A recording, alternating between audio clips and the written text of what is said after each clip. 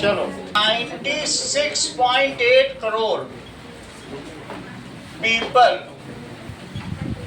use their voting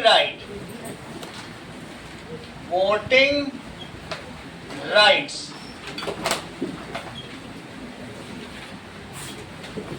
ठीक है। तो इस चीज को क्या कहते हैं, उनके पास they use their voter ID card. वो लोग किस चीज का इस्तेमाल करते हैं, वोटर आईडी कार्ड का। फुल फॉर्म ऑफ एपिक, चलो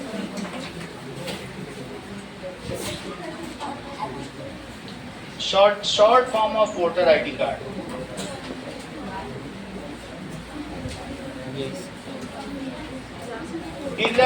इलेक्टर्स फोटो आइडेंटिटी कार्ड लिखो।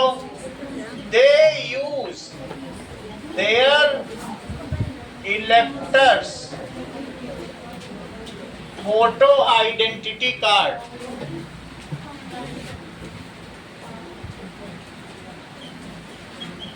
That is EPIC। किसका यूज करते हैं, EPIC फॉर वोटिंग के लिए।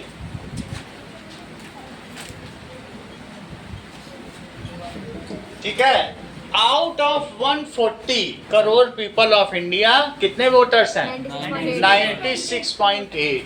इट इज जस्ट 100 करोड़, लगभग तो 100 करोड़ हो गए कि नहीं।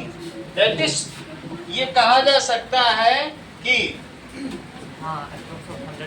कई कंट्रीज की पॉपुलेशन से भी ज्यादा है। जरा देखिए, कॉन्स्टिट्यूशन प्लेस, अगला पैराग्राफ क्या कह रहा है Adrit, constitution place a crucial role to safeguard the fundamental rights of people. Constitution हमारा अधिकार बचाता है कि नहीं, हम लोगों की रक्षा कौन करता है फंडामेंटल राइट्स की, कॉन्स्टिट्यूशन।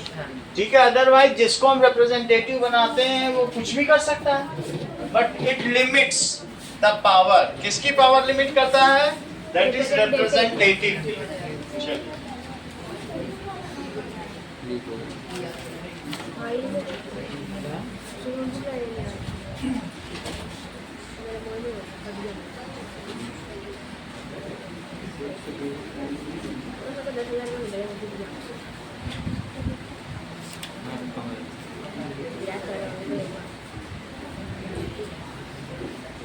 हमारी क्लास से नहीं धीरे पढ़े जा रहे हैं, मुझे लग रहा है कि अरे वो प्रोजेक्ट बनाने के अभी नहीं गए तो एक बच्चा बना रहा है तो कच्ची सब तो पहले से बनाओ। हाँ राइट, क्या बोलते हैं मोशन सेंसर जो होता है, क्या बोलते हैं PIR मोशन सेंसर वो यूज़ करके साइंस वाले पेपर चेक हुए, साइंस वाले पेपर आपको कल देंगे, कल मिल जाएंगे। Now our constitution was made in the duration of, last line देखिए, कितने दिनों में बना, 2 साल 11 महीने 19 दिन। Our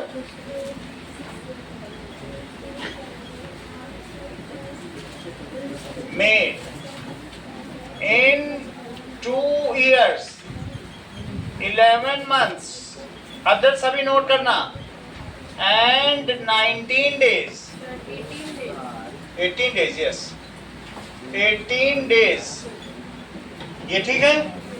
It was prepared by drafting committee। इसको किसने बनाया, कुछ लोगों ने थे ड्राफ्ट किया, सारे लोगों ने नहीं किया। और however discussed in constituent assembly, जो हमारी पहली पार्लियामेंट्री लोकसभा, उसको क्या कहते हैं, कंस्टिट्यूएंट असेंबली, उसमें डिस्कस किया गया, उसको संविधान सभा कहते हैं। ठीक है, जरा देखो, it was drafted by, drafted का मतलब पहले पेपर आप लिखते हो तो उस पर डिस्कशन होता है, अमेंडमेंट होता है, ऐसे तो सीधा नहीं बन जाता है। तो it was drafted by drafting committee. किसके द्वारा बनाया गया बताइए, ड्राफ्टिंग कमेटी, जो कच्चा मसौदा तैयार करता है, कमेटी। अच्छा, ये जो ड्राफ्टिंग कमेटी थी कॉन्स्टिट्यूशन की, वो किससे प्रिसाइडेड थी, कौन इसकी अध्यक्षता कर रहा था? The drafting committee of constitution was presided bye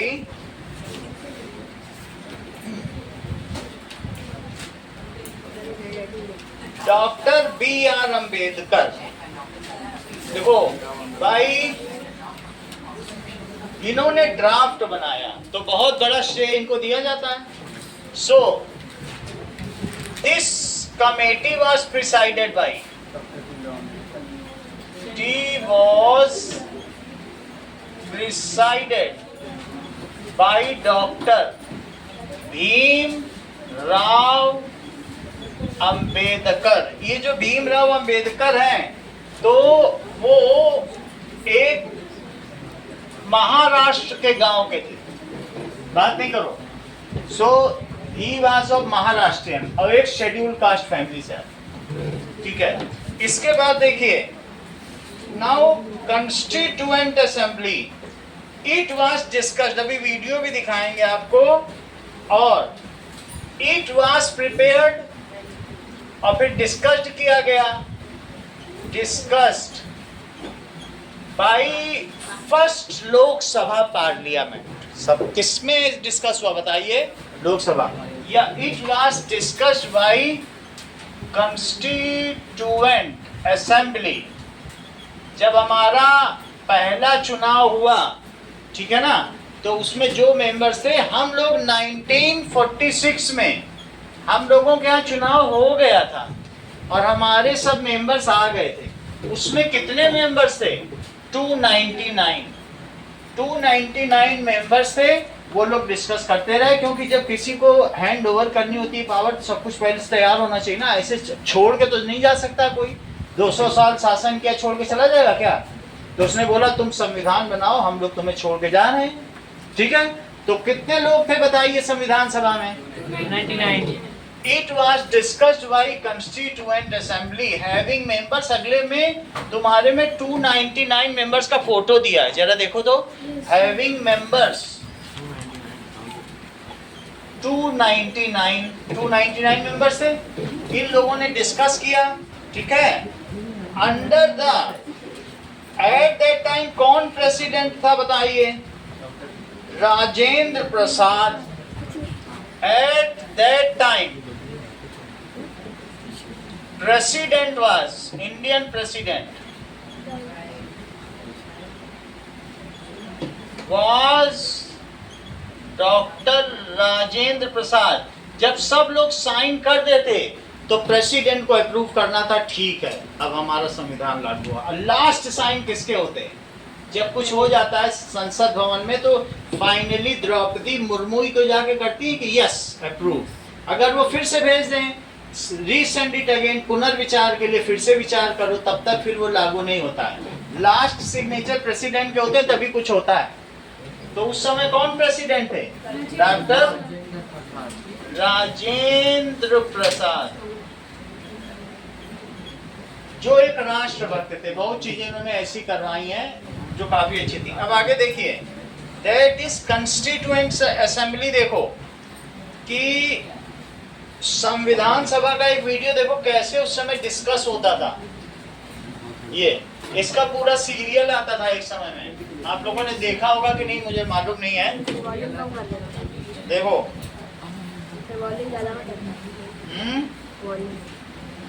क्या चीज?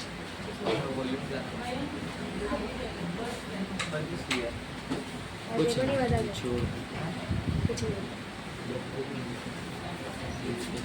अब देखो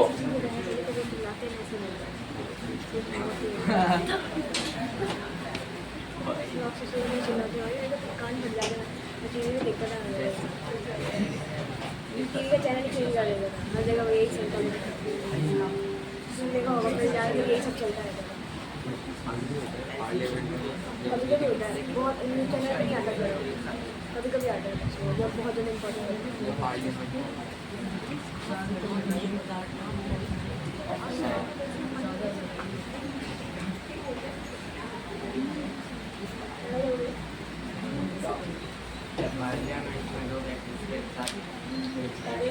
चलिए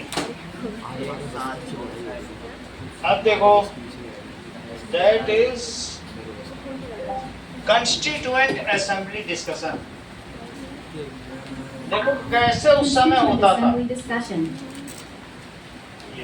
ये डॉक्टर राजेंद्र प्रसाद हैं जो उस समय और ये संविधान को कैसे डिस्कस किया जाता था, ये देखो भारत का संविधान उस समय के वीडियो हैं। कुछ लोग इसमें रोल प्ले कर रहे हैं, रियल का मतलब ये सभी लोग कॉन्स्टिट्यूएंट असेंबली के मेंबर्स हैं। ये अभी दिखा रहा हूं मैं, डिस्कशन जस्ट दिखा रहा हूं होता कैसे था कि झंडे का रंग कैसा होना चाहिए। ये उन 1000 कॉपियों में से एक जिन्हें कॉन्स्टिट्यूएंट असेंबली मेंबर्स के लिए ये देखो कॉन्स्टिट्यूशन ये ड्राफ्टिंग कमेटी है, जिस तरह से जिसमें कुछ लोग थे। ड्राफ्टिंग कमेटी में तो ज्यादा नहीं होंगे ना। इसको भीमराव अंबेडकर ने किया था। ये मौलाना अबुल कलाम आजाद है, भारत के पहले शिक्षा मंत्री। और वो चाहते ही नहीं थे कि सांप्रदायिक आग को फैलने से रोका जाए, पर हाँ, जाने से पहले सत्ता वो सौंपना चाहते थे एक ढीले से राष्ट्रसंघ के हाथ, जिसकी लगाम हो सके तो उनके ही हाथों में रहे। मतलब अंग्रेज ऐसा करना इन्हीं चाहते। सब बातों को लेकर 16 मई 1946 को एक समझौते का मसौदा बनाया। 16 मई 1946 को बना। will be given ये हम तुम्हें दे independence देंगे as and when the appropriate time comes. कि तुम In चलो। the meanwhile, two constituent assemblies ये लोग दे के will जा रहे हैं। frame the constitution. Constituent assembly One बनाएगी, for वो the Muslim संविधान majority बनाएगी। provinces, which अब ये देखो into their pens. Just as the last one. Jawaharlal Nehru ने अगले में देखो तो ज्यादा पड़ेगा। हमारा संविधान, हमारा इसमें गांधी जी डिस्कस नहीं कर रहे थे कुछ भी। गांधी जी अलग थे क्योंकि वो तो संविधान सभा में थे नहीं, वो संसद के सदस्य नहीं थे। This is लोग our secret weapon to drive the English rulers away so that we will have the power to make our own constitution. जब जवाहर कांग्रेस का सदर This is not acceptable. जिन्ना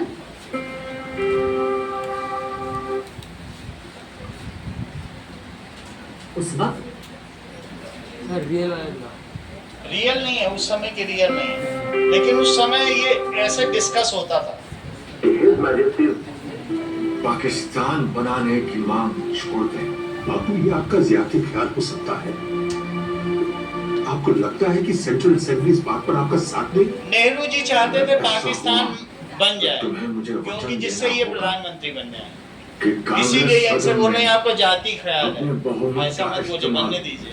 जिन्ना की सरकार को रोकने के लिए नहीं कर।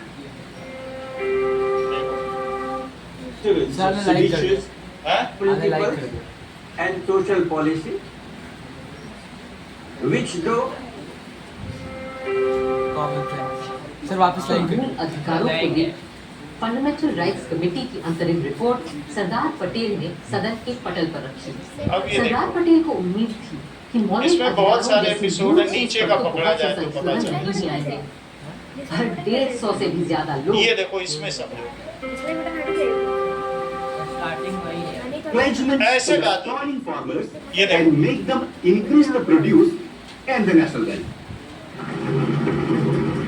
लोग अपने अपने मत रखते थे। अध्यक्ष महोदय, देखो। इस मौजूदा क्लॉज का प्रभाव तो उल्टा पड़ेगा हम पर।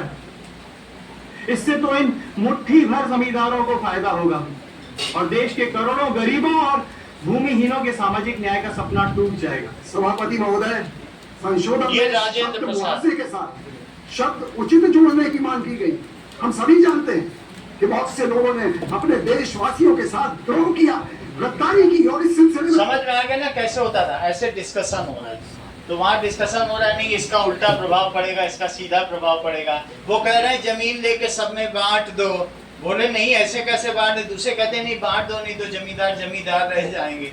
ये डिस्कशन होता है। तो ये सारी बातें हो रही, समझ में आ गई आपको संविधान सभा कैसी है, ड्राफ्टिंग कमेटी भी समझ में आ गई। मत करो ऐसे उसके साथ, ठीक है। चल एट दैट टाइम तो our Constitution was signed. On किस डेट पे साइन हुआ अद्वित और फिर कब लागू हुआ, दोनों चीजें बताओ बुक देख के। 26 करेक्ट, तुम पहले बता देते हो, अद्वित तब तक देखने लगा।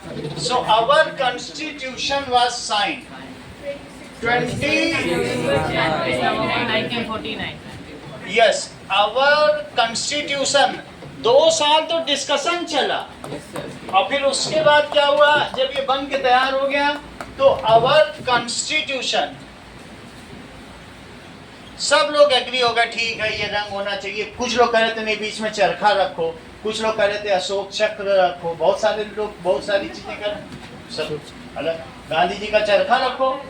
तो आवर कॉन्स्टिट्यूशन वाज साइंड, कब साइन किया, 26 नवंबर, और हमारा देश कब आजाद हुआ था, 1947 देख लो 15 अगस्त आने वाले 1947। और कॉन्स्टिट्यूशन बनना कब से शुरू हो गया, that is it was started May 46। वो जो शुरू में मैंने लिखाया था ना 16 मई 46 से बनना शुरू हो गया 1946। इसमें drafting committee was declared, so constitution ये गेटिंग ड्राफ्टेड, ठीक है कि नहीं। सो कॉन्स्टिट्यूशन ड्राफ्टिंग स्टार्ट्स, और ये क्या है, ये इंडिपेंडेंस डे, इंडिपेंडेंस डे। और ये मुझे बताओ इसके बाद 26 नवंबर 1949 को क्या हुआ, 2 साल 11 महीने हो गए, तुम माइनस करके देख लेना मई से यहाँ तक 18 दिन। तो इस दिन all members sign constitution, draft भी हो गया, डिस्कस भी हो गया, सबने साइन कर दिया, और इसमें देखना लास्ट सिग्नेचर डॉक्टर राजेंद्र प्रसाद, सबने कर दिया। बोले लेकिन इससे अभी नहीं लागू किया जाएगा, एक पवित्र दिन, कौन सा पवित्र दिन था इससे पहले बताओ, कि जिसमें 26 जनवरी को क्या कहा गया था प्रत्युष 1930 में, स्वराज हमारा जन्मसिद्ध लोकमान्य गंगाधर तिलक ने कहा था स्वराज्य हमारा जन्म सिद्ध अधिकार है, स्वराज्य की घोषणा, हम हमारा राज्य है। तो स्वराज्य was announced, Swaraj was announced कि हमारा अपना अब राज्य है, अनाउंस्ड। तो ये बहुत पायस पवित्र दिन था कि नहीं 26 जनवरी। तो इसलिए that is constitution was ready but not promulgated, क्या उसको अमल में लाया गया, कॉन्स्टिट्यूशन वाज साइन। तो कॉन्स्टिट्यूशन साइन हो गया, वाज साइन, और प्रोमलगेट कब हुआ, 26 जनवरी 1950। 1950 में कॉन्स्टिट्यूशन देश की जनता को सौंपा गया। उसके पहले हम लोग 3 साल तक क्या करते रहे बताओ, ब्रिटिश रूल को फॉलो करते रहे, जो उनके नियम कानून थे वही फॉलो करते रहे। तो दैट इज कॉन्स्टिट्यूशन प्रोमलगेटेड, क्या हुआ बोलिए, प्रोमलगेटेड, लागू हुआ, लागू हुआ। इतनी बात तुम्हें पूरी टाइमलाइन समझ में आ गई। मेरा कहने का मतलब है यहां से लेके यहां तक कितना समय है, 2 years 11 months 18 days। कितनी कॉपीज हैं कॉन्स्टिट्यूशन की, कॉन्स्टिट्यूशन की एक मेन कॉपी है जो कहीं JNK में रखी हुई है, तो वहाँ पे क्यों दिल्ली में थी? न्यू दिल्ली में नहीं रखी, वहीं रखी। अब कि तुमने ये धुरंधर 2 देखा होगा तो उसमें देखा होगा, हाँ वहीं रखी है वो। अब आगे देखो क्यों रखी है, क्या रीजन ये पता नहीं। चलो अब कॉन्स्टिट्यूएंट असेंबली देख ली, that is tracing democratic tradition from early times. हम लोगों का शुरू से ही ये चला आ रहा है, ट्रेसिंग डेमोक्रेटिक ट्रेडिशन, टिक ट्रेडिशन। तो कुछ हम लोगों के समय में पहले क्या होती थी, समिति होती थी, सभा होती थी। गण, अगले पेज पे देखो 139 के ऊपर लिखा है सभा किसे कहते थे, बोलो। सभा जुडिशरी को कहते थे। समिति किसे कहते थे, लॉ मेकर को, लेजिस्लेशन को। विधाता किसे कहते थे, जनता को। विधाता जनता को कहते थे, यही लिखा है बुक में। जुडिशरी नहीं थी, देखो सभा जुडिशरी थी। सभा क्या थी उस समय, जुडिशरी, एग्जीक्यूटिव, जुडिशियरी। और समिति कौन थी बताओ, लॉ मेकर्स। लेजिस्लेचर, हाँ, लेजिस्लेचर, लेजिस्लेचर। और विधाता कौन था, जनता। ठीक है, इट इज उसी में नीचे पढ़ लेना, तुम्हें मिल जाएगा। और ये थी पीपल। तो हम लोगों में जो जनता थी वो जस्ट नॉट ए सब्जेक्ट, कोई एक वो नहीं थी कि एक जस्ट एक प्रजा हो, वो उसमें इन्वॉल्व थी। तो अब इसके बाद और हमारे में कौन सा सिस्टम होता था बताइए। किंग के अलावा एक अमात्य सिस्टम होता था। अमात्य का मतलब मंत्री। नीचे लिखो, लाइन पढ़ो, एक अमात्य। तो अमात्य का क्या मतलब होता था, मंत्री, minister. So there were many amatya. कोई वित्त को संभालता था, कोई विदेशी मामलों को संभालता था, कोई होम मिनिस्ट्री, गृह मंत्रालय को संभालता था, ये सारी चीजें। अब जरा देखिए कि नेक्स्ट पेज पे आइए। It was all written in Aikamatya Suktam, Rigveda से लिया गया है। ये वर्ड याद रखिएगा। ये सब किसमें था, ऋग्वेद की सूक्ति भी दी गई है। ठीक है, हमें उससे ज्यादा मतलब नहीं है, ऋग्वेद से लिया गया है। और साथ में बौद्ध संगम में भी यही चलता था। बुद्ध का भी एक समय में समुद्रगुप्त के पहले, समुद्रगुप्त जानते हो, उनका घोड़ा 3 समुद्र में पानी पीता था। अरब सागर में पीता था, हिंद महासागर में और बंगाल की खाड़ी में। और समुद्रगुप्त से पहले अशोका ने पूरे भारत में बौद्ध कर दिया, सबको बौद्ध। और फिर समुद्रगुप्त ने तलवार उठाई, एक तरफ से बौद्धों को मारना शुरू कर दिया, भारत को बौद्ध मुक्त कर दिया। एक भी बौद्ध नहीं बचा। समझ में आई तुमको? नहीं तो अभी भारत में कौन सा धर्म होता, जैसे जापान में बौद्ध धर्म है, मलेशिया में, इंडोनेशिया में, चाइना में, इंडिया में क्यों नहीं है? इंडिया से शुरू हुआ तो इंडिया में होना चाहिए। ये सब समुद्रगुप्त का किया जा रहा है। उसने तलवार उठाई और चुन चुन के बौद्धों को मारा, मार डाला सबको। पहले ब्राह्मणों को बौद्ध किसने बनाया? अशोका ने। तो और समुद्रगुप्त ने क्या किया? बौद्धों से बोला ब्राह्मण बनो नहीं तो मरने को तैयार हो गया। तो वो बन गए, जो बन गए, नहीं तो काट डाला। जो भी मॉन्क मिला उसको हॉन्क कर दिया। अब आगे देखो, तो इसको कहते हैं बुद्ध संघास। तो ये कहाँ और चीज मिलती है बताइए? बुद्ध संघ में। वहां भी चुनाव होते थे। बुद्ध सभा बहुत बड़ी सभा होती थी।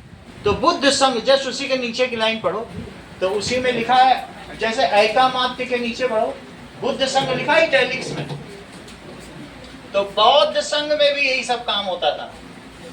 बौद्ध संघ, यहां पर भी चुनाव होते थे और बहुत मंत्री होते थे, सब चुने जाते थे। सो ये इलेक्टेड बॉडी थी, ये भी एक इलेक्टेड बॉडी थी। अब जरा देखिए अगले पेज पे आओ। That is doctor B.R. Ambedkar. नाम पढ़ो, ड्राफ्टिंग कमेटी के चेयरपर्सन। चेयरपर्सन समझते हो? प्रिसाइडिंग अफसर। वो जो कहेंगे वही लिखा जाएगा। समझ में आ गया? B.R. Ambedkar was drafting committee chairperson. जरा और पढ़ो, इसमें क्या लिखा है? CAD का क्या मतलब होता है? Constituent assembly debate. यस, वो जो मैं ये सब दिखा रहा हूँ यही CAD है। ये 40 एपिसोड बने हुए हैं। तो दैट इज, उसमें इतनी लंबी डिबेट है और एक एक एपिसोड घंटों घंटों का है। तो उसी को ही दिखाया गया कि कैसे एक एक चीज बनी गई। अब देखो नाउ, तो इसका भी फुल फॉर्म लिख लीजिए Ankit. CAD। There were long debates over it. जैसे जैसे मसौदा तैयार होता जाता था तो हम लोग CAD, भारत की राष्ट्रभाषा हिंदी क्यों नहीं रखी गई बताइए? कॉन्स्टिट्यूएंट असेंबली ने क्यों उसे अस्वीकार कर लिया? बोलो। क्योंकि बाकी लैंग्वेज वाले वो विरोध कर देंगे। विरोध कर देंगे, भारत टूट जाएगा। हमारा सबमिसिव कॉन्स्टिट्यूशन है, इंक्लूसिव है, हम सबको लेके चलते हैं क्योंकि हमारे यहाँ डाइवर्सिटी बहुत ज्यादा है, तो हम हर एक चीज के विचार को लेके चलते हैं। अगर हमारे यहाँ एक भी जैन है तो या एक भी सिख है तो उसका सम्मान करेंगे।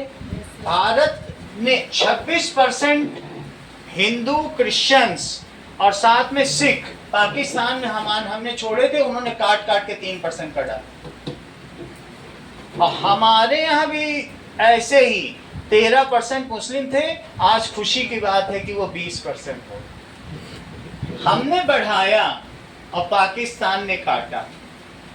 अपने मुल्क को समझ में आ गई बात की नहीं? तो जो हमारे हिंदूज थे, क्रिश्चियंस थे, सिख थे, वो सब काट डाले गए। वो इतनी कम माइनॉरिटी में है कि वो बहुत डर डर के टोपी लगा के रहते हैं। तो we are having inclusive constitution. समझ में आ गई कि नहीं? अब वहां पर शिया और सुन्नी का विवाद चल रहा है। 40% शिया है, 60% सुन्नी है। तो वो लोग कहते हैं तलवार लेके निकल आए सुन्नी, शिया शिया काफिर शिया। अगर तुमको दिखा दे कैसे वो कत्ल कर रहे हैं, मुस्लिम ही मुस्लिम को मार रहा है। कह रहे हैं हमारे यहाँ 72 फिरके होते हैं, सिर्फ सुन्नी फिरका हमारा रहेगा, सब काट डाल। लेकिन क्योंकि काटने की आदत पड़ चुकी है और सारे अब खत्म हो गए हिंदू, अब किसको काटें? बकरे में मजा नहीं, अब काटने के लिए उन्होंने कहा इनको मारेंगे। हाँ, यही चीज चल रही ईरान, इराक में, सब जगह। तो इतनी बात तुम्हें समझ में आ गई? आगे पढ़ो। CAD का मतलब क्या है? Constituent assembly debate. लिखो, कॉन्स्टिट्यूएंट असेंबली डिबेट। जरा देखिए, इसमें ये दिया गया है कि कॉन्स्टिट्यूशन में कितने आर्टिकल हैं? पीछे भी हमने बताए थे, क्या आप लोगों ने लिखे थे? लिखो। हाँ, how many articles were there at the time of constituent assembly? देखो, पहले उस समय 395 आर्टिकल्स थे।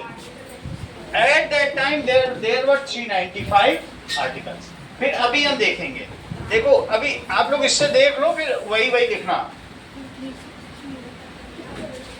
देखो, how many articles were there in constitution at the time of it was promulgated? Check करो। तो 395 बता रहा है, इसमें तुम्हें बताएगा 395। कितने थे बोलो?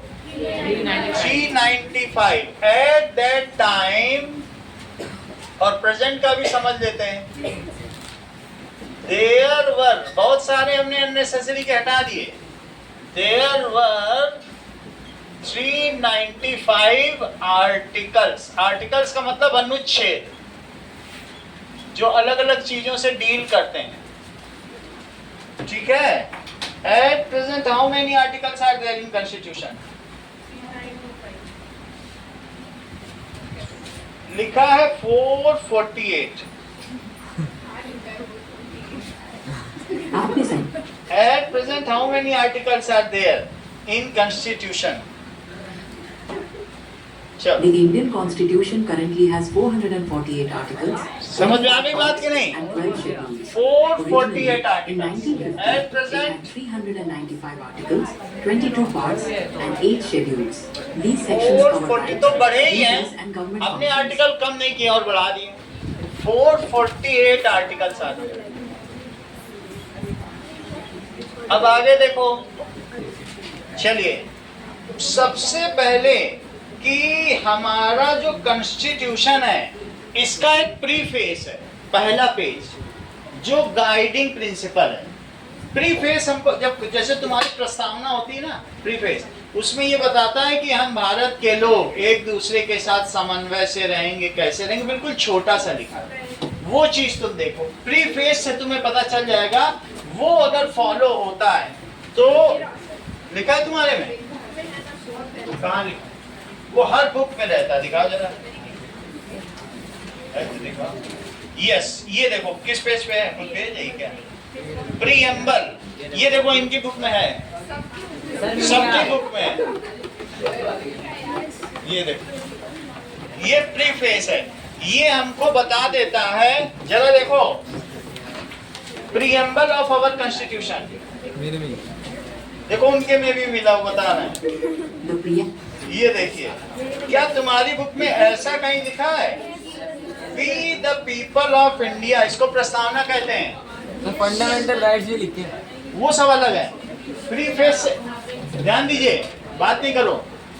People of India solemnly resolve to constitution India into a sovereign.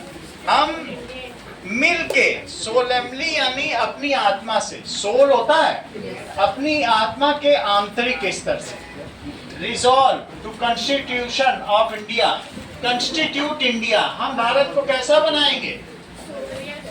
Sovereign, संप्रभु बनाएंगे, समाजवादी बनाएंगे। सेकुलर का क्या मतलब है? धर्मनिरपेक्ष। सरकार जो भी फैसले लेगी क्या वो धर्म पर आधारित होंगे? सबके में होंगे। जबकि उनके में आप देखोगे पाकिस्तानी संविधान में लिखा है अल्लाह करे कि पाकिस्तान उन्नति करे। उनके में ये होता है अल्लाह के फजल से, उनके में ऐसे लिखा है। तो क्या ये धार्मिक भावना को ठेस नहीं पहुंचाएगा दूसरे से? वो अगर बोलेंगे कि water is made by hydrogen and oxygen, तो उनकी बुक में लिखवा दिया था मुशर्रफ ने कि हर लाइन के पहले अल्लाह के फजल से होनी चाहिए। तो वो लिखते हैं अल्लाह के फजल से पानी हाइड्रोजन और ऑक्सीजन से बना है, और जब अल्लाह का फजल होता है तो ये हाइड्रोजन और ऑक्सीजन में टूटता है। हर लाइन के पहले अल्लाह के फजल से लिखा, यानी अल्लाह के फजल से। वहां 2000 साइंटिस्ट इकट्ठे हुए थे पाकिस्तान में, ये डिस्कस करने के लिए कि पाकिस्तान को हम किस प्रकार से साइंटिफिकली उन्नत कर दें। तो उसमें से एक आ गया, उसने बोला कि धरती गोल है, उसको वहीं से इटली भगा दिया गया। बोला हमारी कुरान में लिखा हुआ है धरती चपटी है और तुम गोल बताते हो। अल्लाह के फजल से ये चपटी। तो बात समझ में आ गई कि नहीं? हाँ, that is diagram of earth as per Quran। Check करो तो फिर तुम्हें पता चल जाएगा कि उसका विरोध करने की वजह से उसे भगा The दिया। Quran doesn't have diagrams of earth, but uses descriptive language. देखो डिस्क्रिप्टिव लैंग्वेज कि कैसे इसमें अर्थ को चपटी बताया गया, ये ऐसे दिखाया गया। बोला है कि ज्यादा तुम चलोगे गिर जाओगे। तो पानी गिर रहा है। हाँ नहीं, वो गिरता रहेगा, कहना वो गिरता है, तुम भी गिर जाओगे। तो बड़ी दिक्कत हो गई थी इसमें। अब ये तुम्हें समझ में आ गई बात? चलो आगे की बात करें। तुम्हें कंस्टिट्यूएंट असेंबली डिबेट है, हम लोग कैसे हैं? सोवरन है, सेक्युलर, देखो सेक्युलर दैट इज धर्मनिरपेक्ष। बात नहीं करो, धर्म निरपेक्ष, that is we do not have any state religion. हमारे किसी भी स्टेट का कोई रिलीजन है? नो। इसको कहते हैं we are secular. So we do not have state religion. Sir कितने secular state I mean countries हैं? कितने सेक्युलर कंट्रीज हैं? देखो सेकुलर कंट्रीज ऐसे कहने के लिए बहुत सारी हैं, लेकिन फॉलो कोई नहीं करती। फॉलो करने के लिए क्रिश्चियंस जो है क्रिश्चियनिटी बढ़ाते हैं। जो हेड्सेग है उसने अपनी वाइफ हिंदू वाइफ से किया है, जो वहाँ का क्या कहते हैं विदेश मंत्री है अमेरिका का, लेकिन वो उस पर इतना प्रेशर डालता है अमेरिका में कि तुम्हें क्रिश्चियन बनना होगा। विलियम्स है, कन्वर्ट नहीं हुई है, लेकिन वो रोज प्रेशर डालता है और मीडिया में भी प्रेशर डालवाता है। तो ऐसे कोई बहुत बड़ा, आप ये ना सोचो यूरोपियन बहुत वाइड माइंडेड है, वो बहुत नैरो माइंडेड है इस मामले में। वो इंडिया में भी अभी जब तक ये बिल आने वाला है ना हमारा एंटी रिलीजियस वाला, आज ही पेश होने वाला था, हो नहीं पाया, फिर हंगामा कर दिया। तो इस तरीके से ये समझ में आ गई बात। तो आगे की बात देखो, प्रिंसिपल ऑफ डेमोक्रेसी। सर आप आएगा ये बिल?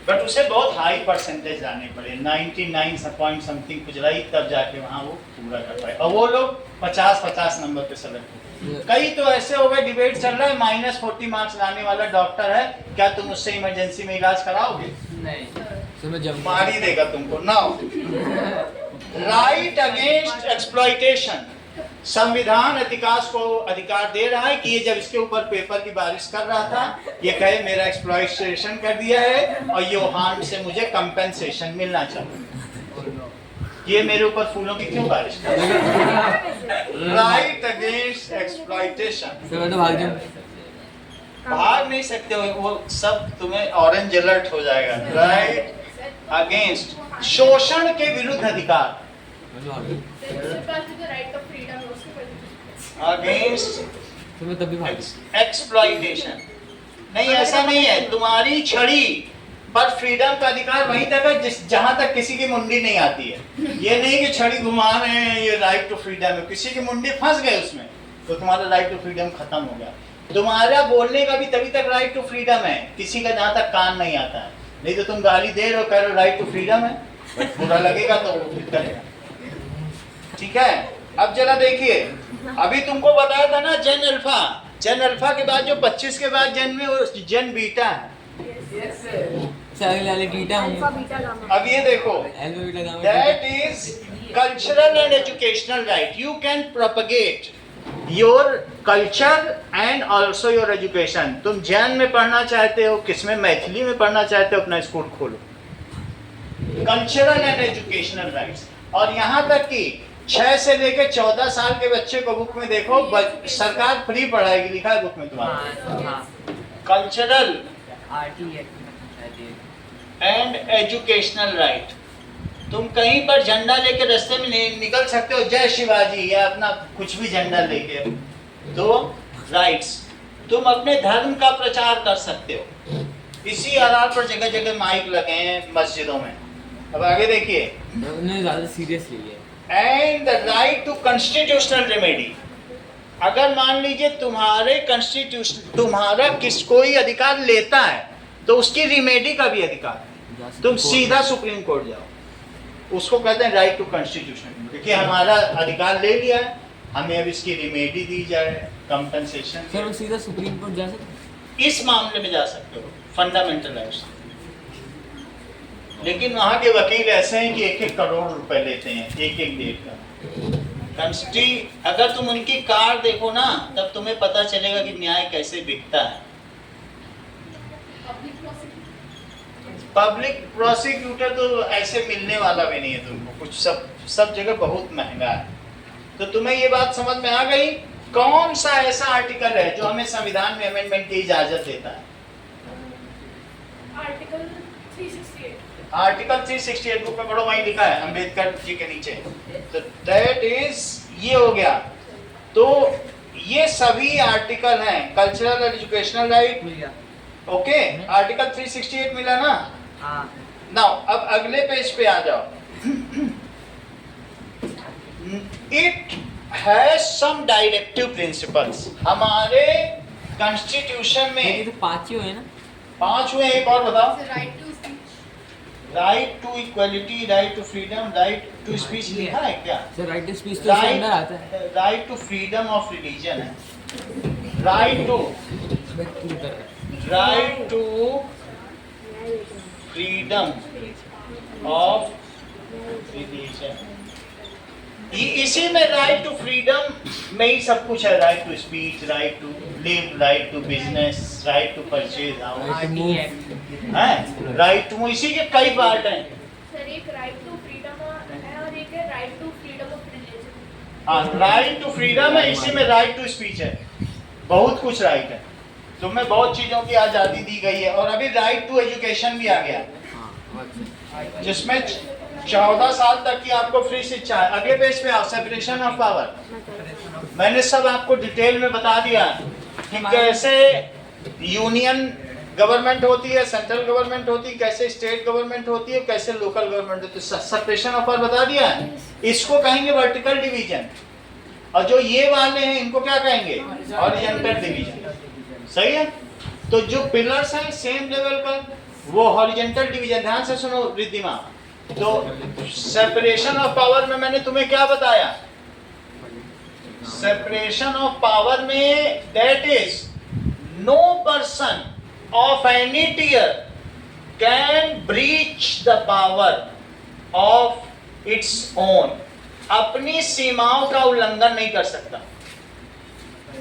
ये देखो, ये नहीं हो सकता कि लेजिस्लेचर एग्जीक्यूटिव की पावर ले ले या एग्जीक्यूटिव जुडिशरी की ले ले, बोले हम ही न्याय करते हैं। योगी हो तो अलग बात है, वो बुलडोजर चलवा देते हैं, न्याय कर देते हैं, अदरवाइज कर नहीं सकता कोई भी। रूल बुक के हिसाब से सबकी पावर है and it is a check and balance system. सब लोग क्या करते हैं? नियंत्रण और संतुलन की विधि के द्वारा, कि मेरी पावर कोई ना ले ले। तो बहुत छोटे छोटे पावर की एक एक चीज के लिए संविधान में लिखा है, ऐसे नहीं है 2 साल 11 महीने में बना, हर एक चीज लिखी है। जरा सा कोई कुछ करेगा सुप्रीम कोर्ट उसके लिए बैठा है। पीएमएलए एक अलग से कोर्ट है जो सिर्फ यही देखता है कि कोई किसी रिप्रेजेंटेटिव नहीं ले लेता है, वो दिल्ली में है, वो सिर्फ एमएलएस के लिए है और एमपीस के लिए एक अलग से कोर्ट है, पीएमएलए कोर्ट। तो इसको क्या कहते हैं? There is check and balance system in rule book. बोलो बात समझ में आ गई? लिखा है बुक में, पढ़ो, चेक एंड बैलेंस सिस्टम कहीं लिखा है? There is check and balance का मतलब क्या हुआ? नियंत्रण और संतुलन। तो एक दूसरे पे नियंत्रण रखेंगे कि हमारा ये ना हमारी शक्ति ले लें, एंड संतुलन, और इससे बैलेंस बना रहता है। अगर तुमसे कहा जाए कि कौन हेड है, तो कहाँ हेड है? पावर तीनों में डिवाइडेड है। ये हॉरिजॉन्टल डिवीजन है और ये कैसा डिवीजन है? वर्टिकल, ऊर्ध्वाधर शक्ति का वितरण और वो क्षैतिज शक्ति का वितरण। ये वर्टिकल है। तो इसके प्रॉपर आर्टिकल्स उसमें दे रखे हैं। Vertical division of power sharing, सब कुछ दिया। पावर कितनी कितनी किसको है, क्या क्या, कौन कौन सी पावर है, कौन सी फैसिलिटी है, सब दिया। तो डायरेक्टिव प्रिंसिपल्स हैं, इसको कहते हैं डायरेक्टिव। हम क्या करें? हम एमपी बन गए तो जाओ डायरेक्टिव प्रिंसिपल पढ़ो, वहां लिखा है एमपी के डायरेक्टिव प्रिंसिपल्स। एमएलए बन गए तो क्या करें? भारत के नागरिक हैं तो क्या करें? उसको कहते हैं नियामक तत्व, डायरेक्टिव प्रिंसिपल। वो तुम्हें डायरेक्ट करेंगे तुम्हें करना क्या है। हम झंडे पे समोसा खाएं क्या, पता लगेगा? नो, 3 साल की सजा। तो ये वर्टिकल डिवीजन है। और ये क्या है? पाकिस्तान के झंडे पे खा हॉरिजॉन्टल डिवीजन। तो 3 साल का मजा है डिवीजन। कितनी बात समझ में आ गई? तो इस तरीके से हमारा ये फेडरल स्ट्रक्चर है जो 3 टियर है। इसको क्या कहते हैं? संघीय शासन प्रणाली। This is federal structure. हमारा राज्यों का संघ है, फेडरल स्ट्रक्चर है। We are following the federalism. Bharat राज्यों का संघ है और इस वजह से फेडरल को क्या कहते हैं? संघीय शासन। इतना तो लिखा है ना सबसे पहली लाइन में कि we are the people of India, और हमारा जो देश है वो क्या है? It is union of state. आगे बढ़ो। सिर्फ मैं हेडिंग देख रहा हूँ, सब मैंने बता दिया है। तुम सिर्फ मुझे ये बताओ पीआईएल क्या होता है रिद्धिमा? इसका मतलब क्या है? Legal action initiated in a court of public interest litigation. संस्कृति कुछ तो बताओ। 1933 में लॉ आया था, इसकी बेसिस पे लाइक सिटीजन ऑफ इंडिया है, वो अगर उनको कुछ भी प्रॉब्लम हो रही है तो वो जाके अपील कर सकते हैं हाई कोर्ट या फिर मतलब कहीं पे भी, क्योंकि अगर उनको कुछ भी इनकन्वीनियंस हो रही है। अगर वो भी कर सकते हैं और नहीं तो तुम्हें लगता है कि कुछ वकील लोग भी कर सकते हैं कि वहां देखो वो गलत हो रहा है, और अगर वो करते हैं और उनको सुविधा दे देती है सुप्रीम कोर्ट, तो वो वकील फेमस हो जाएगा, रातों रात उसकी फीस 50 लाख हो जाएगी। वकील लोग यही ढूंढा करते हैं कि एक पीआईएल दायर कर दो। तो वो सब एक ने अभी परसों डाली थी कि सुप्रीम कोर्ट के गेट में अशोक एम्बलम लगा होना चाहिए। उसने कहा अपने काम पे ध्यान दो, और भारत में बहुत सारी चीजें ज्यादा फेमस होने के चक्कर में मत पड़ो। तो वो पीआईएल दायर कर रहा है। PIL किस लिए? एक ने दायर की थी कि पुलिस ने एक की रेहड़ी पटरी हटा दी थी, 70 साल की औरत थी, दिया बेच रही थी दीपावली में, तो वो लोग आए और डंडे से उसका पूरा सामान उठा के फेंक दिया। तो ये चीज एक वकील वहीं से गुजर रहा था, ये सामान ले रहा होता, मुंबई की बात थी, तो कि उस गरीब के बारे में नहीं सोचा गया, इन्होंने एनक्रोचमेंट, अतिक्रमण होता है ना किनारे पे, उसके बारे में सोचा, और वो बुढ़िया जानती भी नहीं थी कि उसके लिए किया गया। उसका निर्णय आया, उसको इन्होंने दुकान दी, जहाँ पे मेन दुकान होती कि तुम यहाँ बैठ के दिया बेचो, रहन मुंबई नगर महापालिका ने। फेमस है। तो सोचो कितना ध्यान रखा जाता है PIL। अब वो वकील फेमस हो गया, PIL ओरिजिनली सिटीजंस के पास तो सिटीजन, हाँ, फिर वो लॉयर्स ने देख लिया, लॉयर से देख लिया तो लॉयर ही अब दायर करते हैं, ज्यादातर लॉयर अपने आप करते हैं, जीत जाते हैं तो उन फेमस हो जाते हैं। क्या? नियंत्रण एंड संतुलन, नियंत्रण करते हैं, ये नियंत्रण रखता है कि नहीं? That is you can not breach your power. Indira Gandhi थी, कर लेती थी, लेकिन फिर कोई नहीं कर पाया, वो सबको, राष्ट्रपति को एक पैर पे खड़ा रखती थी। अब आगे देखिए, तो दीज आर 3 ऑर्गन्स, ये जो 3 ऑर्गन्स कौन कौन से होते हैं? Legislature, executive and judiciary. लिखो उसमें पढ़ो 3 ऑर्गन्स लिखा है। लेजिस्लेचर, अब अगर तुम्हें इंस्टीट्यूशन पसंद है तो तुम वो बोलना, एग्जीक्यूटिव एंड जुडिशरी, 3 ऑर्गन्स, ये 3 ऑर्गन्स ऑफ हमारा गवर्नेंस का, गवर्नमेंट। इट इज फॉर, ध्यान दीजिए कि यहां पर दिया गया है कि state can not breach the power या टेक द पावर ऑफ, ये centre can not take the power of state. State की अपनी पावर है, उसको भी हम ही ने चुना। हमारे स्टेट में क्या सेंटर कह देगा तमिलनाडु में कि हिंदी लागू करो?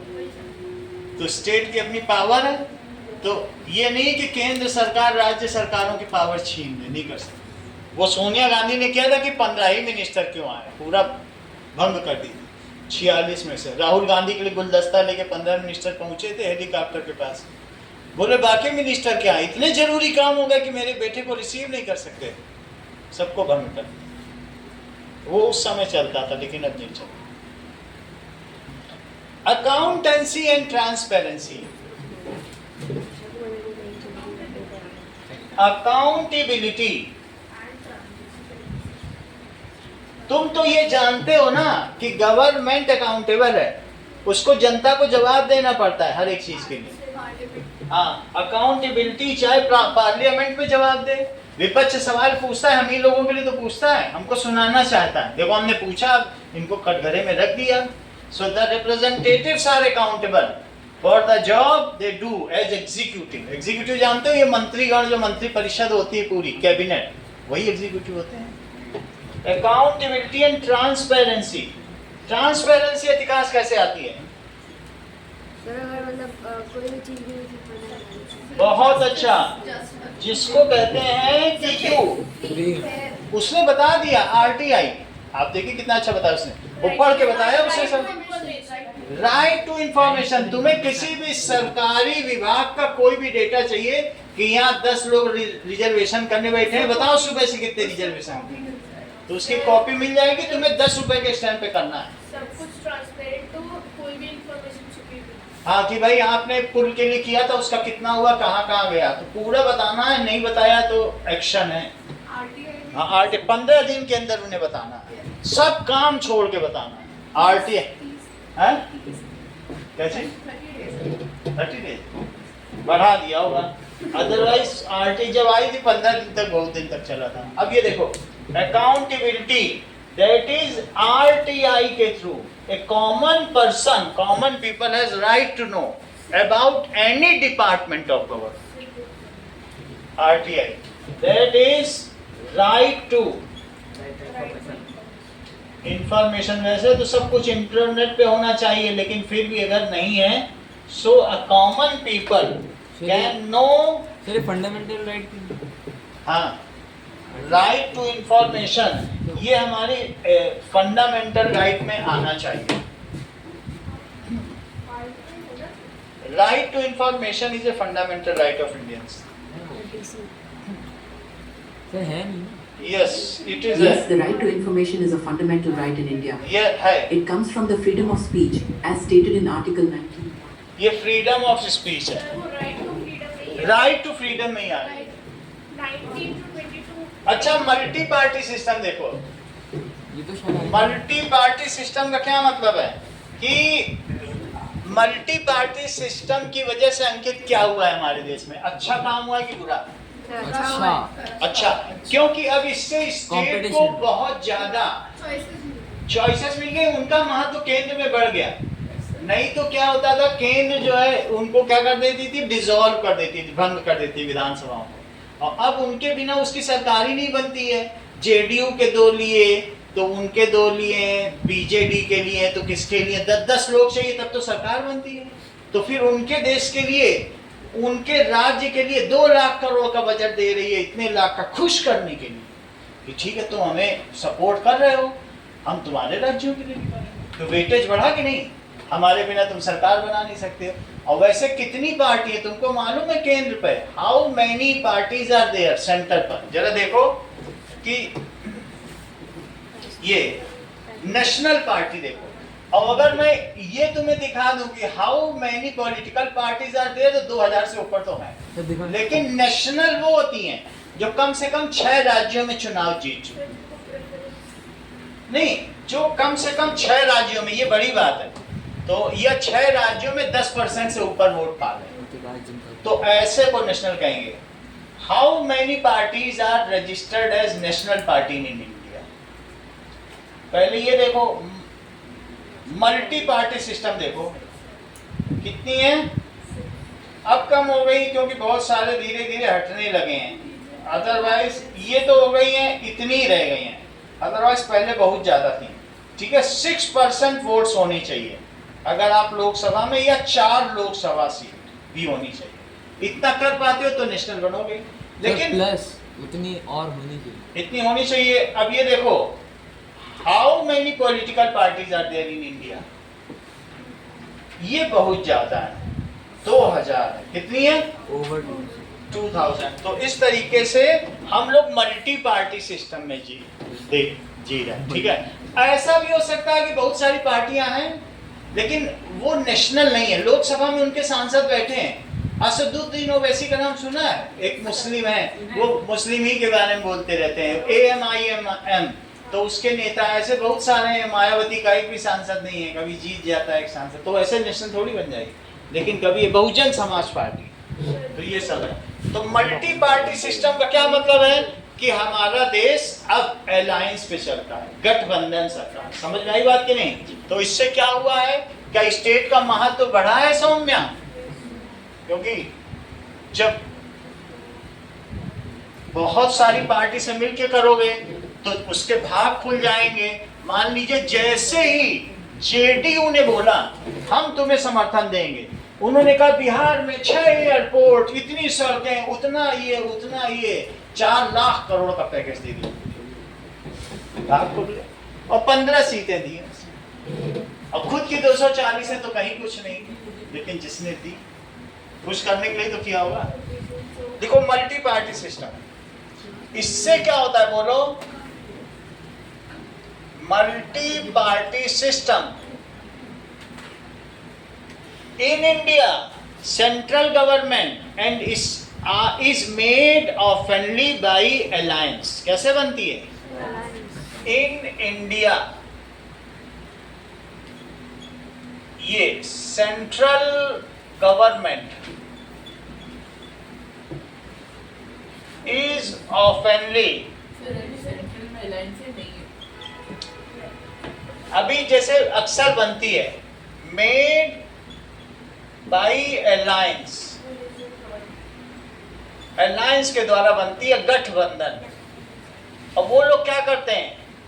दे हैव कॉमन मिनिमम प्रोग्राम। भाई ठीक है, हम पूरा न बीजेपी का करेंगे, राम नहीं करेंगे कि राम मंदिर, तुम्हारी भी थोड़ी लेंगे, थोड़ी अपनी लेंगे, इसी पे चलेंगे। अकेले पार्टी है तो चाहे जो करें, और नहीं तो कॉमन मिनिमम प्रोग्राम। समझ में आ गई बात की नहीं? अब देखिए,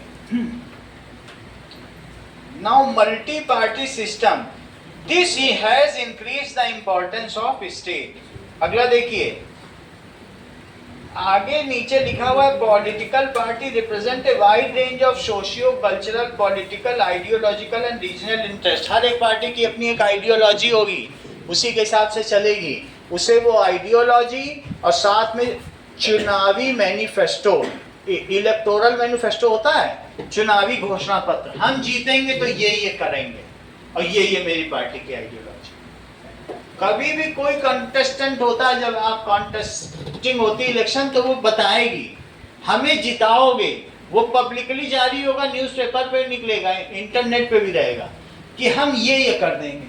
तो लोग उसे पढ़ते हैं, कहेंगे ये तो बहुत अच्छा है। अखिलेश कहता है हम सबको नौकरी दे देंगे, अब वो दे पाए ना दे पाए वो तो भगवान ही जाने, इतनों को कैसे दे देगा। उसके बाद भी उनकी गवर्नमेंट चल जाती है, तो अगर वो नहीं करते हैं, वो जो ये गलत है। तो वो फिर अगली बार से फिर उनकी नहीं बनती। अगली बार से नहीं बनेगी, लेकिन झूठे वादे करते हैं और सरकार बना लेते हैं।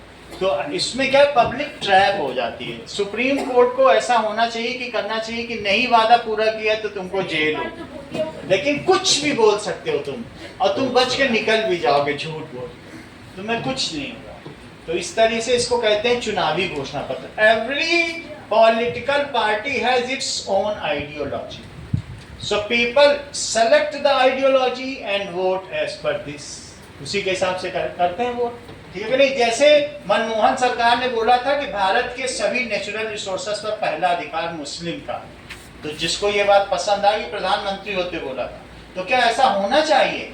क्या हम सब लोग 80% लोग ऐसे ही हैं और हमारे सारे रिसोर्सेस पे मुस्लिम का अधिकार?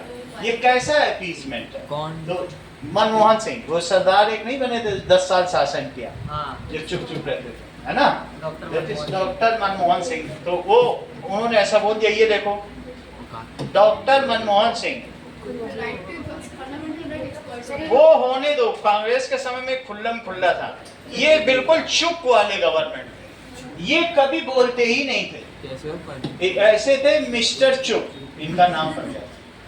तो लेकिन इन्होंने कभी बोला, एक लाइन बोल दी थी कि सब जितने भी हैं चीजें ये मुस्लिम्स के लिए, तो ऐसा नहीं होना चाहिए। तो मल्टी पार्टी सिस्टम तुमने पता चल दिया। अब इसकी लास्ट लाइन पढ़ो, they function within the framework of rule and regulation.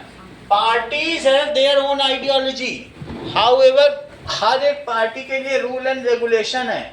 वो कहाँ पे लिखा हुआ है? वो रूल एंड रेगुलेशन पढ़ो उसमें, parties have their own ideology, उन्हें बतानी पड़ेगी क्या उनका आइडियोलॉजी है, ठीक है? They have to function as per representation of people and they have to function. वैसे तो उन्हें कोई ऐसे घोषणा नहीं कर सकते हैं जो सेक्युलर ना हो, नॉन सेक्युलर। कोई पार्टी ये आइडियोलॉजी नहीं रख सकती है कि हम सिर्फ हिंदुओं का हित करेंगे, नहीं। उसे ऐसा लिखने से कौन रोक रहा है? कौन सा एक्ट रोक रहा है? पढ़ो, फंक्शन एज पर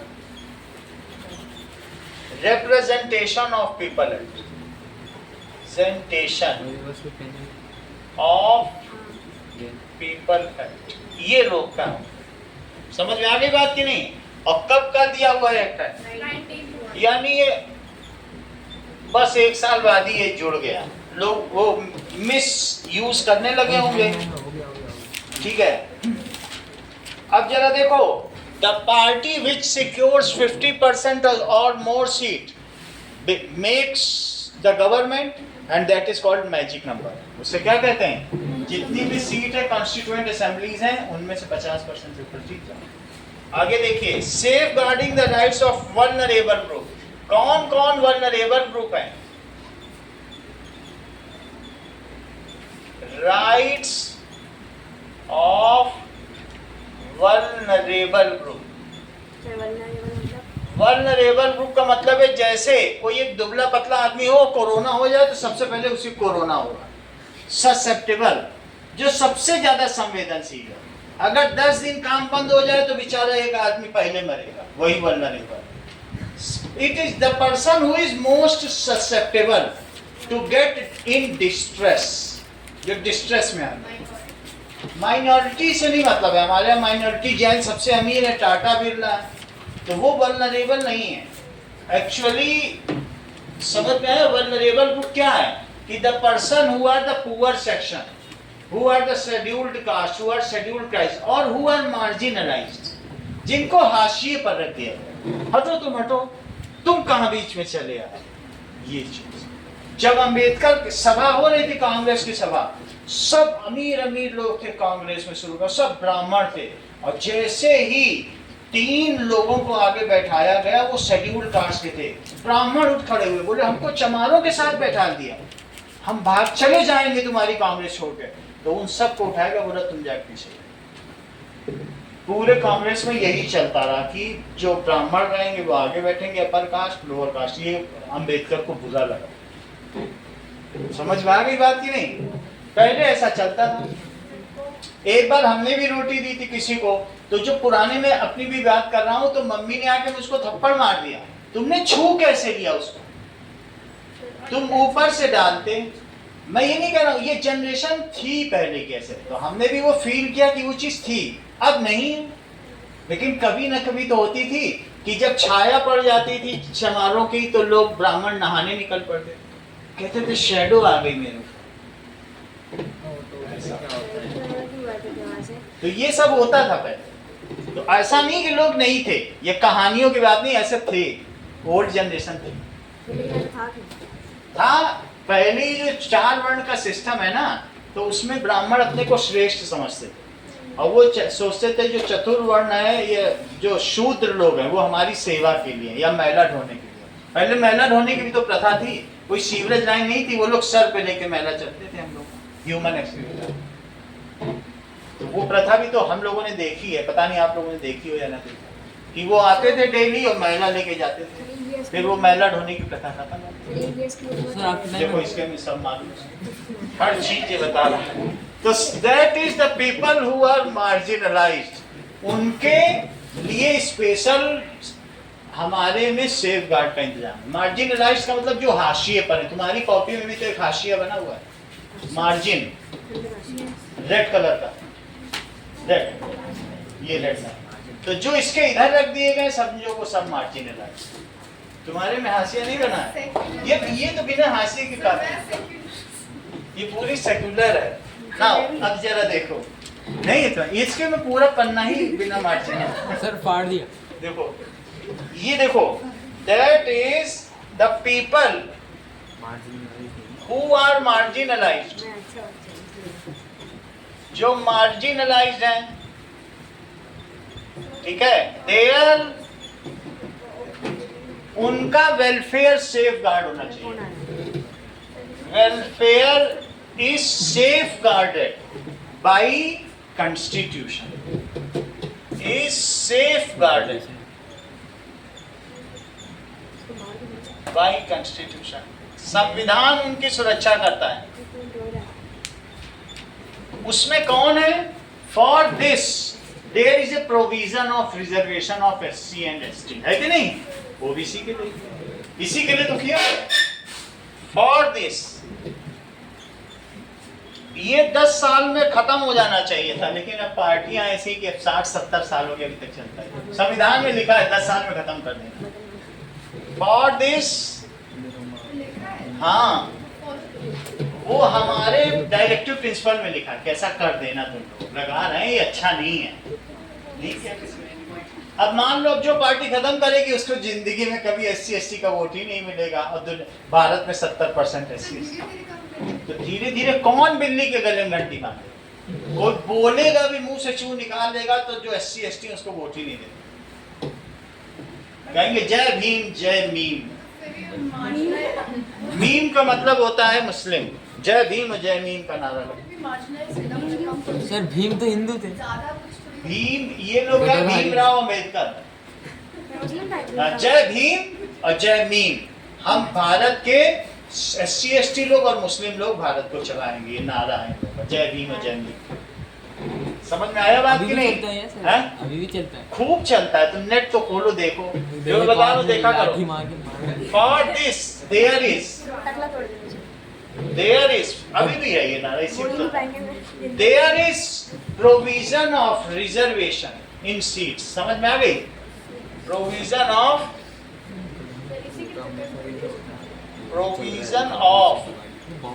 रिजर्वेशन। तुमने देखा नहीं वो जो मंडल कमीशन की रिपोर्ट आई थी कि 27% रिजर्वेशन दो, पहले ये परसेंटेज 10 थी। अब विश्वनाथ प्रताप सिंह जब हमारे प्रधानमंत्री थे 27% कर दी, तो कितने ब्राह्मण लोग अपने आग लगा लगा के मरे। नहीं देखा वो चित्र, वीडियो नहीं देखा? देखा करो, दिखाओ ना, हैं? दिखा दो। बिल भी तो सुसाइड कर लिया कि हमको तुम नहीं दे रहे हो। दैट इज, ये देखो सुसाइड वीडियो। ये बिल भी तो पास हो गया। हैं? बिल भी तो पास हो गया। कौन सा? सर मैं आइडिया दे रहे बंद करने को। बोला नहीं मैं, बट सर वीडियो दिखाओ। जो 27% थे, ठीक है कि नहीं, वो अभी भी है। पहले ये होता था कि उनमें जो अच्छे थे SC ST में, वो जनरल कैटेगरी चुन लेते थे, और जो लद्दाड़ रहते थे वो अपना भी देते थे, डबल फायदा पाते थे। सुप्रीम कोर्ट ने कहा नहीं, तुम्हारा अपना रिजर्वेशन उतने में पाओ, तुम 70% हो, चुपचाप 27 में रहो, और नहीं तो लिख दो शुरू में कि हम जनरल कैटेगरी में दे रहे हैं, और फिर रिजर्वेशन नहीं मिलेगा। समझ में आ गई बात की नहीं? इसको प्रेफरेंस देना चाहिए तो देना है। हाँ, तो इसलिए प्रोविजन ऑफ रिजर्वेशन, तो वीडियो तो दिख- वीडियो दिखाओ। हाँ दिखा रहा हूँ।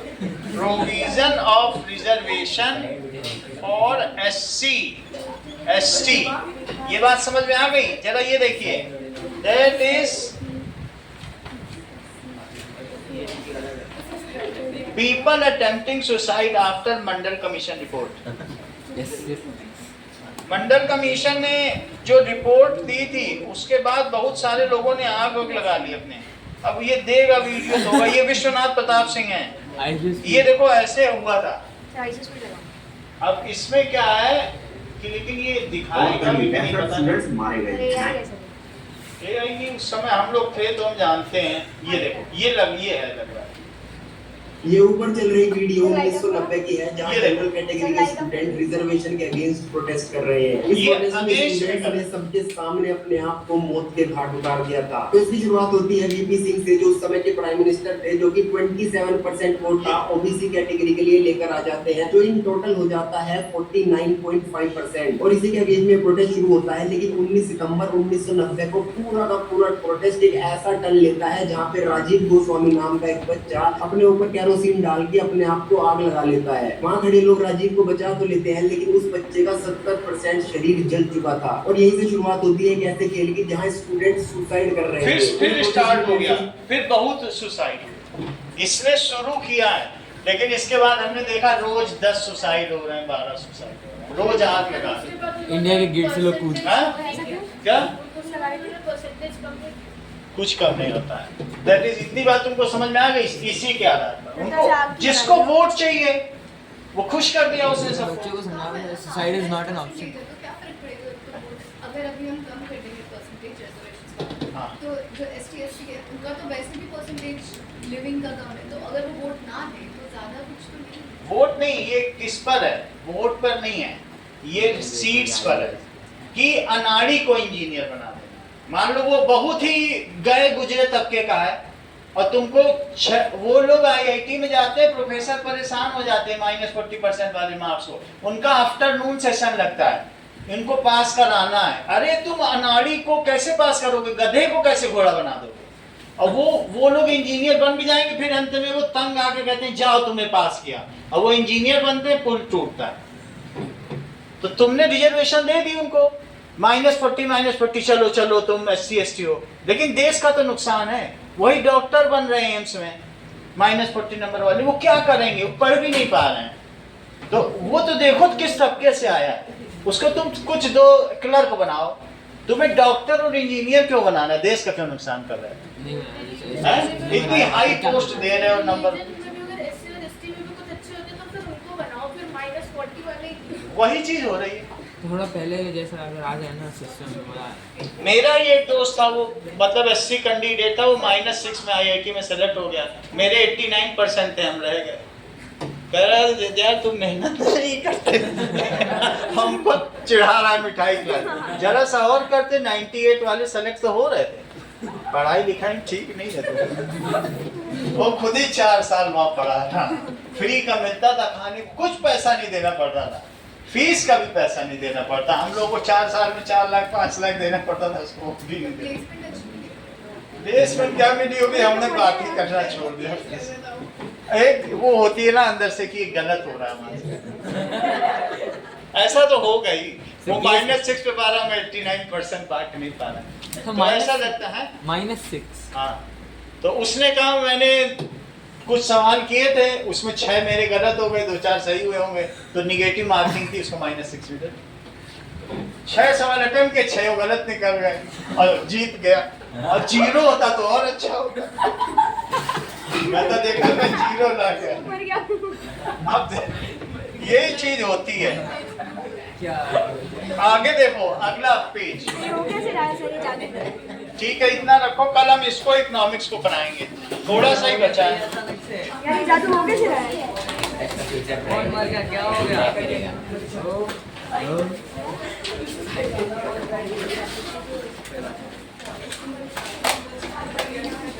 कल आप लोग आओगे ना, तो फिर आ जाओगे तो ये इसको